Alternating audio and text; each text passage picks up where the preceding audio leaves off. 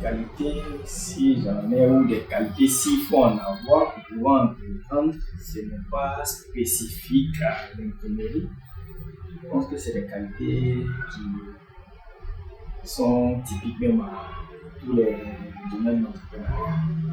Il faut avoir beaucoup de courage et il faut être persévérant. Persévérant dans le sens où on n'entreprend pas aujourd'hui et on commence à récolter les fruits demain. Même nous, on n'est pas encore à la phase de la moisson. Voilà, on est sur le chemin, on essaie de faire ce qu'il faut, consolider les acquis et faire ce qu'il faut pour pouvoir moissonner au sens où on l'a entendu en rentrant en entrepreneur. On va déjà tes premiers petits fonds. Comment tu les as structurés pour après développer ton activité? Pas entrer dans les détails, mais comme je le disais tantôt, c'est un métier que j'ai embrassé depuis la classe de première. Donc, tout mon parcours universitaire, je continue à le faire parallèlement aux études. Et à ce niveau-là, ça me permettait de me prendre en charge entièrement.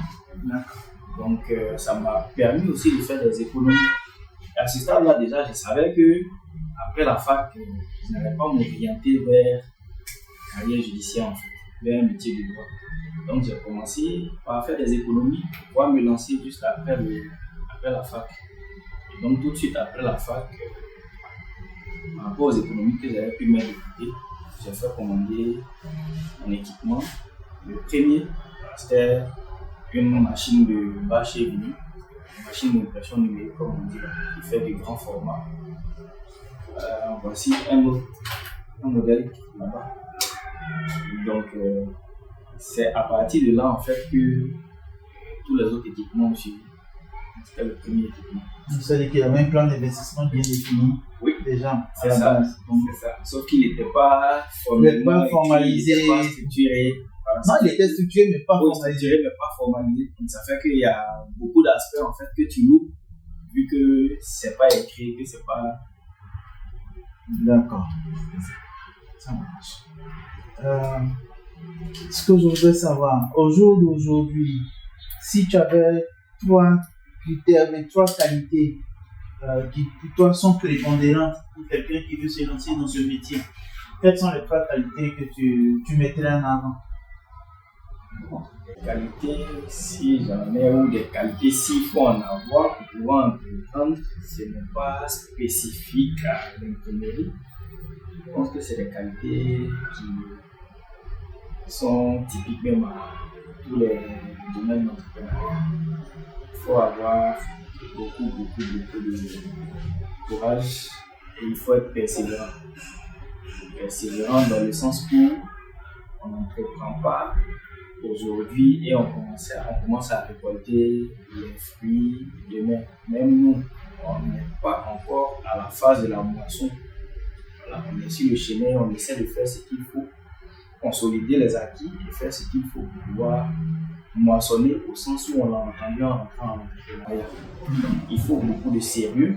Ça, c'est la qualité la plus déterminante à avoir, la plus importante. Il faut être sérieux, il faut être professionnel dans tout ce qu'on fait. Et puis, il faut avoir beaucoup de courage et être persévérant. D'accord, donc courage, sérieux, persévérance. Professionnalisme. Courage, sérieux, persévérance et professionnalisme. On a les 2 P. En entrant tout à l'heure dans ton local, j'ai remarqué un livre qui m'a semblé très inspirant aussi, la Bible. Quelle est l'importance de la spiritualité pour toi dans ton activité? La spiritualité pour moi, ça compte à un niveau très élevé. Élevé dans le sens où je suis croyant. Et donc, pour moi, rien ne peut se faire sans l'aval de l'être suprême, qui est Dieu. Donc, sans Dieu, on ne peut rien. C'est lui qui nous donne la santé. Et c'est à travers la santé-là, on a les ressources qu'il faut, les ressources intellectuelles et les ressources physiques pour pouvoir mener à bien les différentes missions qu'on se donne et atteindre nos objectifs.